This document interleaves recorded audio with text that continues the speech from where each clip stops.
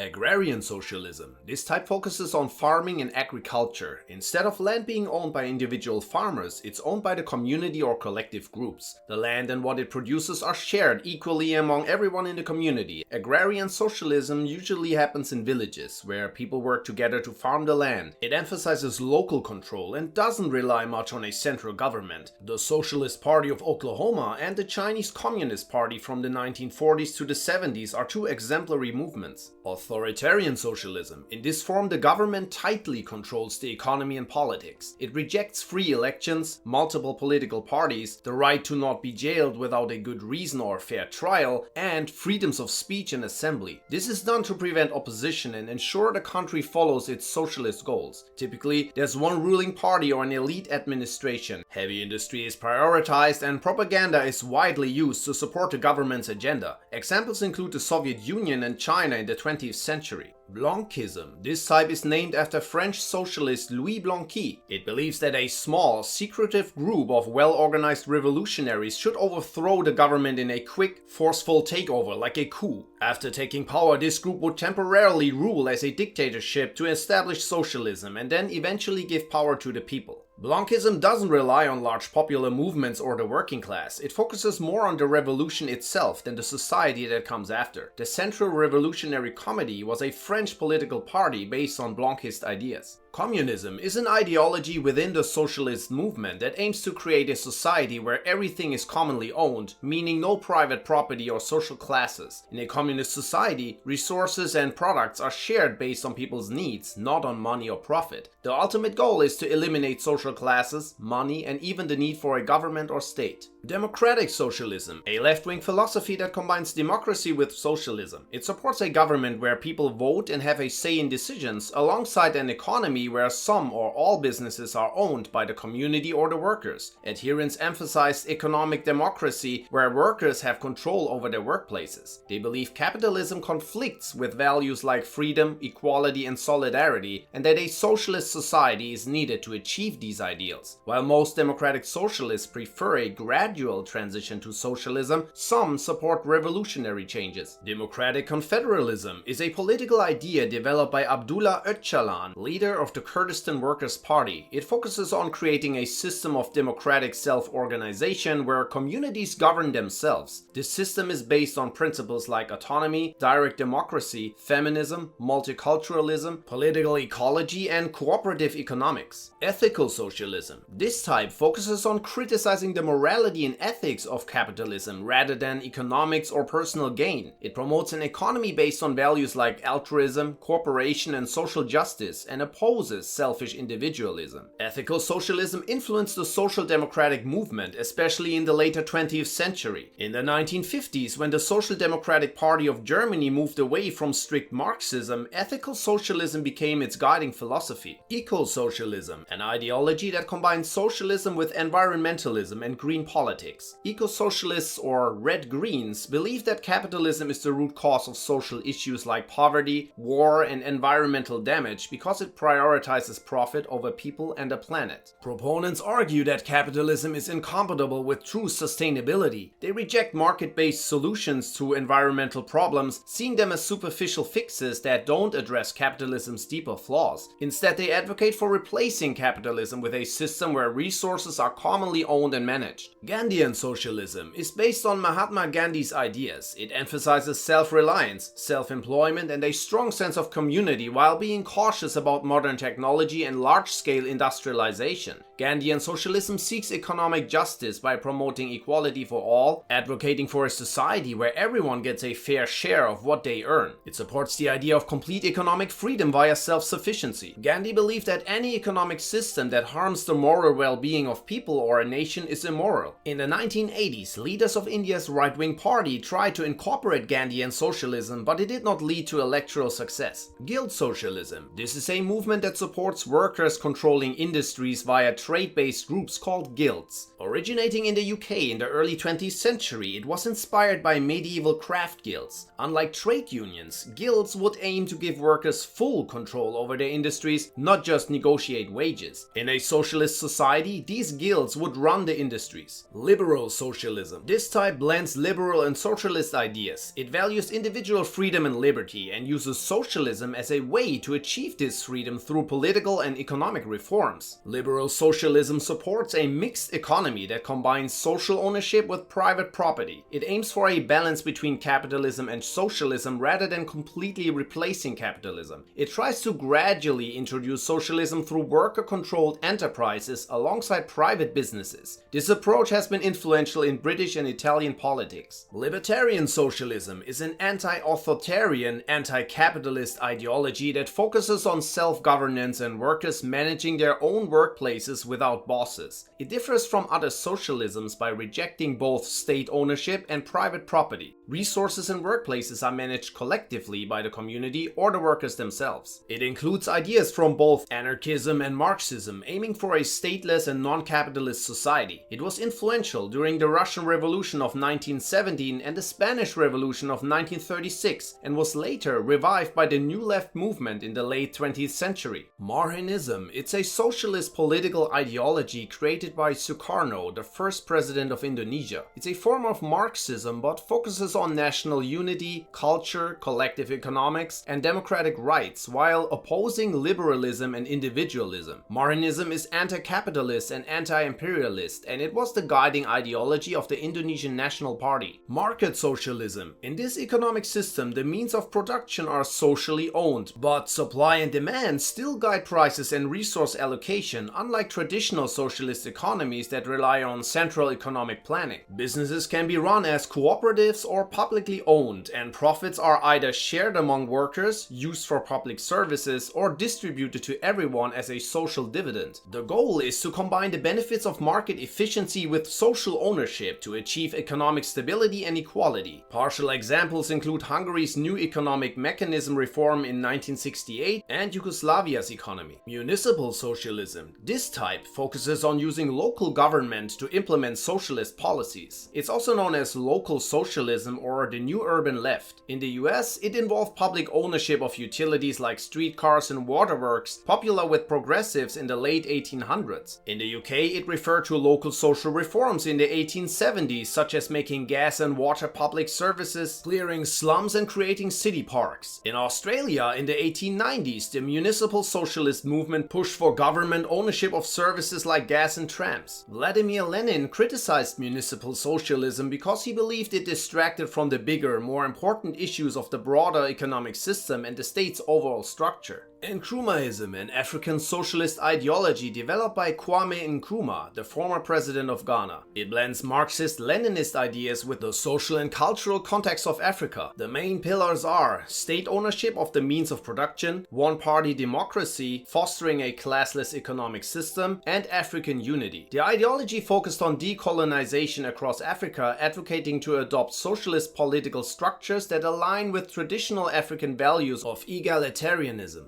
Although Nkrumaism shares many aspects with Marxism-Leninism, it initially supported reform over revolution for Africa. However, after a 1966 coup, Nkrumah began to see revolution as increasingly necessary for achieving these goals. Religious socialism. This type is based on religious values. Followers of different religions find that their beliefs align with socialist ideas about fairness and sharing resources. Christian socialism, for example, uses the Bible and Jesus' teachings to support socialist economics. Christian socialists often see capitalism as greedy and sinful, causing social inequality. This movement became strong in the UK in the 19th century with groups like the Christian Socialist movement. Islamic socialism, on the other hand, connects the teachings of the Quran and Prophet Muhammad with socialism. Islamic socialists believe that practices like zakat and Muhammad's early welfare state in Medina support socialist principles. Revolutionary socialism. This form argues that a social revolution is essential to shifting from capitalism to socialism. This revolution, led by the working class, involves seizing or abolishing state power, not just gradual reforms. Unlike reformist socialism, which seeks to improve capitalism through gradual changes, revolutionary socialism insists that only a radical overhaul can help. It includes various movements based on Marxist and Leninist thought, each with its own view of what a revolution means. Social democracy. It supports achieving socialism through gradual reforms within a democratic framework. It combines elements of socialism with a market economy, focusing on economic intervention and partial public ownership to address inequalities, a robust welfare state offering services like healthcare, education and workers' compensation, income redistribution, and regulating the economy for public benefit. It aims for a balanced approach, advocating for a well-regulated market economy with private ownership, unlike democratic socialism, which seeks to abolish private property. Social democracy is closely linked with trade unions and labor movements. State socialism. This ideology advocates for state ownership of all industries and resources, with the government controlling the economy through centralized planning. There's two types: authoritarian state socialism, seen in the Soviet bloc, where the state has tight control over all aspects of life, and democratic state socialism, found in countries like Britain, France, and Sweden, where socialist policies are implemented within democratic frameworks. Unlike libertarian socialism, which rejects using state power, state socialism sees the state as a necessary tool for achieving socialist goals. Syndicalism. This was a revolutionary movement within the labor sector that sought to organize workers in industrial unions and advance their demands through strikes, ultimately aiming for social ownership and control of the economy. Originating in French labor unions in the late 19th century, syndicalism peaked during the interwar period before World War II. Syndicalists believe society is divided between the working class and the ruling class, with unions waging a class war, not just for better conditions, but to overthrow capitalism. They emphasize direct action like strikes, sabotage, and passive resistance over electoral politics. They agree with Marxist views of the state serving the ruling class. They also largely dismissed feminism as a concern of the ruling class and were indifferent to women's suffrage. Syndicalism began to decline in influence from the early 1920s onward. Utopian socialism refers to the earliest form of modern socialism, represented by thinkers like Etienne Cabet or Robert Owen. It involves creating ideal, imaginary societies based on a moral economy with just prices. Unlike revolutionary socialists, utopian socialists believe that a perfect society could be achieved peacefully without class struggle through voluntary cooperation in small like-minded communities. The term was often used dismissively to label these ideas as impractical and unrealistic. Yellow socialism. This was an economic system proposed in 1902 by Pierre Bietri in France as an alternative to Marxist red socialism. It involved workers forming unions that would negotiate directly with businesses to secure a larger share of profits under a strong authoritarian state. Yellow socialism gained some traction in France before World War I, but it was often criticized by Marxists. The concept faded from use after the war. Socialist Zionism, also known as Labor Zionism, is the left-wing socialist branch of Jewish Zionism. For many years it was the dominant force among Zionist movements.